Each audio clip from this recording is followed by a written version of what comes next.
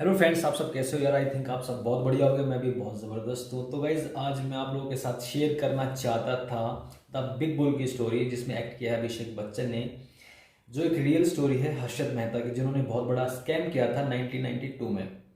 तो गाइज मैंने सोचा ट्रेलर से तो अच्छा हम उनकी बायोग्राफी देखते हैं। तो चलो गाइज देखते हैं उनकी बायोग्राफी।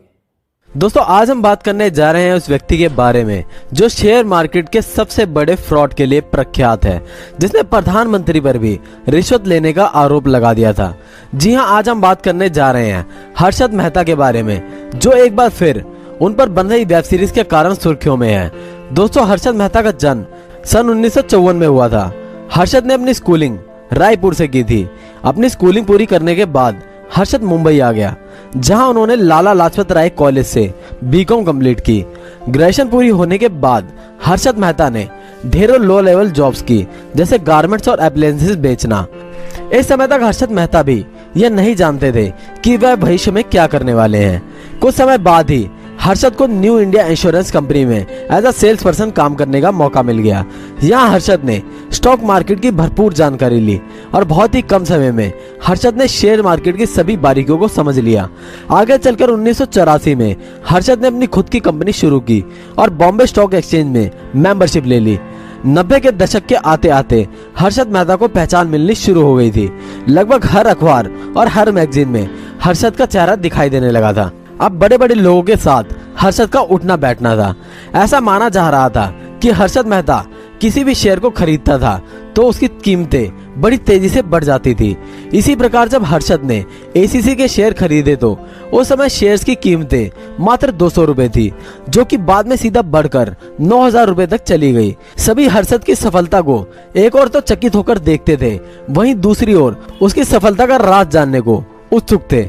सभी यह सोचकर परेशान थे कि हर्षद आखिर करता क्या है, आखिर कैसे शेयर्स में इतने बदलाव इतनी जल्दी हो जाते हैं। कुछ ही समय बाद टाइम्स ऑफ इंडिया की पत्रकार सुचेता दलाल ने हर्षद का भांडा आखिर फोड़ ही दिया। इसके बाद उन्होंने देवाशीष जी के साथ मिलकर इस पर 10 स्कैम किताब भी लिखी थी।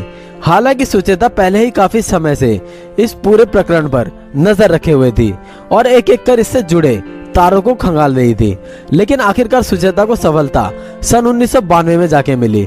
सुचेता को खबर मिली थी कि हर्षद मेहता 15 दिनों के लिए बैंक से लोन लेता है और अगले 15 दिनों बाद वह लोन चुका देता है। हालांकि आश्चर्य की बात यह है कि कोई भी बैंक 15 दिनों के लिए लोन नहीं देता। इन सब में हर्षद अपने तेज दिमाग का भरपूर इस्तेमाल करता था। हर्षद की बैंकिंग सिस्टम में काफी जान पहचान थी। दोस्तों, बैंक को जब भी पैसे की जरूरत होती है तो वे अक्सर सरकारी बॉन्ड को गिरवी रखकर दूसरे बैंकों से लोन लेते हैं, लेकिन असल में बॉन्ड का लेन देन नहीं होता, बल्कि एक रसीद से ही काम चल जाता है और यह सब बिचौलियों के जरिए होता है।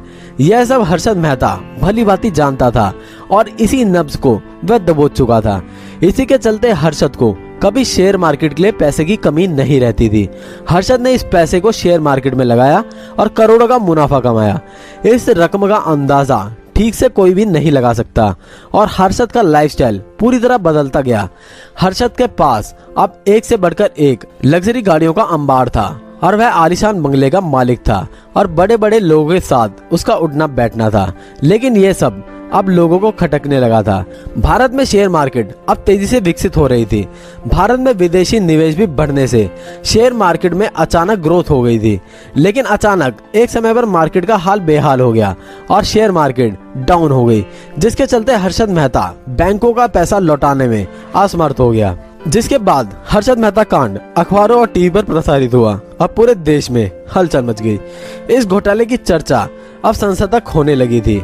आखिरकार इसके लिए संयुक्त सदस्य समिति बनाई गई जो कि इसकी जांच कर सके और सीबीआई ने इस केस की जांच करते हुए हर्षद मेहता समेत उसके 2 भाइयों को भी गिरफ्तार कर लिया। हर्षद के खिलाफ 72 आपराधिक मामले और 600 से ज्यादा दीवानी मामले दर्ज हो चुके थे।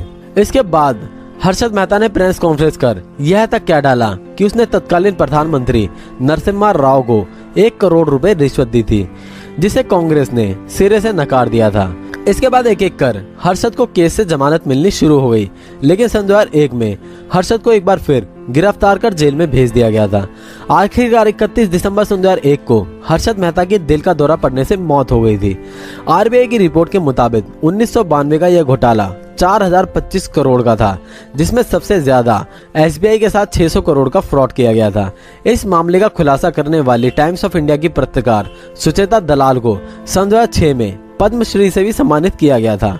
दोस्तों, हर्षद मेहता की एक कहानी आप बहुत ही जल्द वेब सीरीज के रूप में OTT। तो गाइज मैंने थोड़ा सा और डिटेल में जानने की कोशिश की हर्षद मेहता के बारे में, तो मुझे पता चला कि फाइनली वो हर केस में बिल्कुल फ्री हो गए थे। लास्ट में सिर्फ उन पे एक केस बचा था जिसमें उनको मुंबई के अंदर थाने में 5 साल के लिए जेल में रखा गया था, लेकिन वहाँ पे उनको हार्ट की प्रॉब्लम की वजह से उनकी डेथ हो गई। लेकिन गाइज कहीं ना कहीं उनकी डेथ नहीं हुई थी हार्ट की वजह से, उनको कहीं ना कहीं किसी ने उनको ज़रूर मरवा दिया होगा।